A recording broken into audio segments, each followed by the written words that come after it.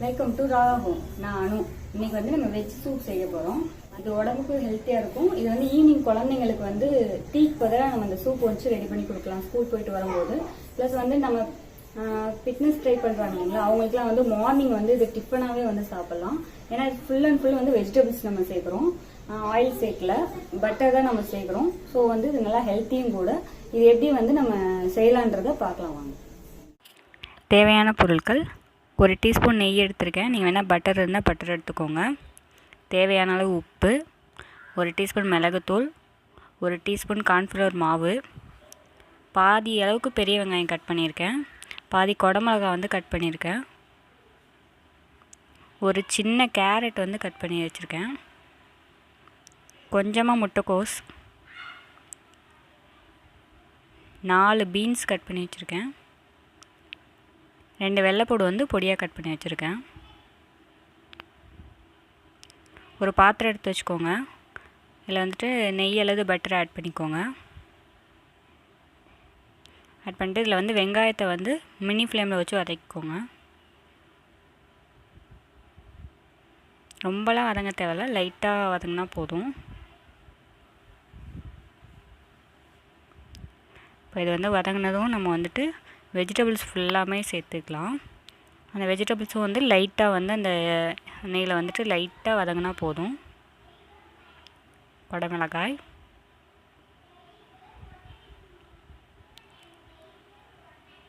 வெள்ளைப்பூடு, கேரட், முட்டைக்கோஸ்,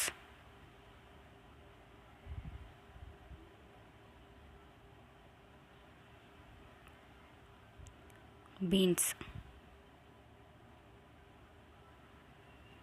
இப்போ இது எல்லாமே கொஞ்சம் வந்து நல்லா வதக்கிக்கலாம். வதக்கிட்டு உங்களுக்கு சூப் எவ்வளோ வேணுமோ அவ்வளோ அளவுக்கு தண்ணி ஊற்றிக்கோங்க. இந்த வெஜிடபிள் சூப்புனால் நான் 2 பேருக்கு ரெடி பண்ணுறேன். நீங்கள் வந்து தண்ணி எவ்வளோ வேணும், சூப் எவ்வளோ வேணும் அப்படின்னு நினைக்கிறீங்களோ அவ்வளோ அளவுக்கு டம்ளர் தண்ணி ஆட் பண்ணிக்கோங்க.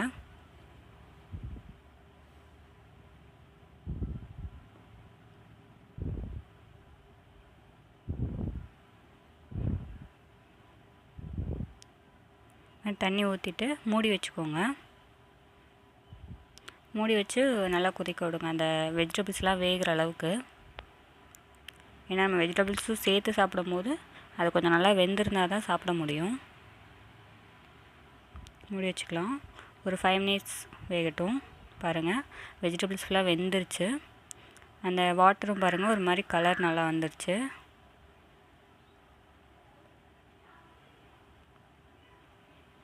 இப்போ வந்து நம்ம இதில் வந்து நம்ம கார்ன்ஃப்ளவர் மாவு எடுத்து வச்சுருந்தோம் இல்லைங்களா, அதை வந்து நல்லா கொஞ்சமாக தண்ணியில் வந்து கரைச்சிக்கலாம்.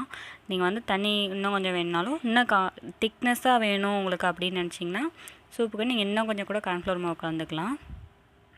ஏன்னா அது வந்து நம்ம திக்னஸ் வர்றதுக்காக தான் இந்த கார்ன்ஃப்ளவர் மாவு சேர்க்குறோம். நான் 1 டீஸ்பூன் தான் சேர்த்துருக்கேன். நல்லா இந்த மாதிரி மிக்ஸ் பண்ணி விட்டுக்கோங்க.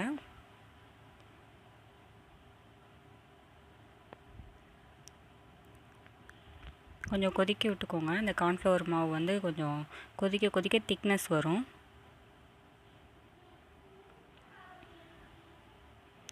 இப்போ வந்து நம்ம இதில் வந்து மிளகுத்தூள் வந்துட்டு 1 டீஸ்பூன் சேர்த்துக்கிறேன். இதில் வந்து மிளகா காரம்லாம் போடக்கூடாது. மேக்ஸிமம் வந்து நம்ம சூப்பில் வந்து மிளகா காரம் போடக்கூடாது.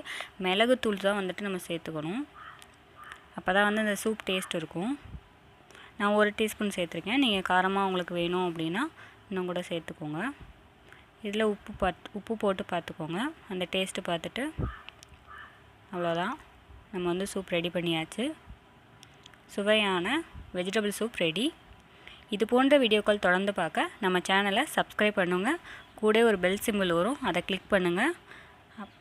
அப்போ தான் நான் போடக்கூடிய வீடியோக்கள் உங்களுக்கு உடனடியாக நோட்டிஃபிகேஷனில் வரும். தேங்க்யூ.